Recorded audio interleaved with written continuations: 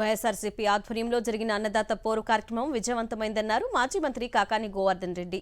రైతుల ధర్నాను అడ్డుకునేందుకు కూటమి ప్రభుత్వం పోలీసులతో అడుగడుగునా ఆటంకం సృష్టించిందని మండిపడ్డారు. హౌస్ అరెస్టులు చేసి నోటీసులు ఇచ్చారన్నారు. అయినప్పటికీ పెద్ద ఎత్తున రైతులు ధర్నాలో పాల్గొన్నారన్నారు కాకాని గోవర్ధన్ రెడ్డి.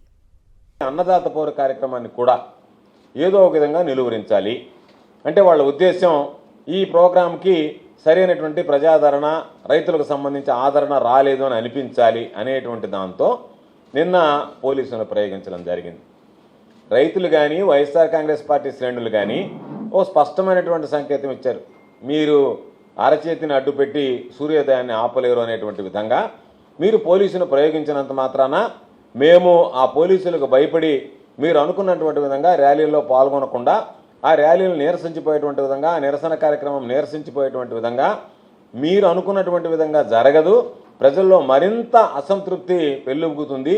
ఆ వ్యతిరేకత అనేటువంటిది జాస్తిగా కనపడుతుంది, ఎక్కువ అవుతుంది.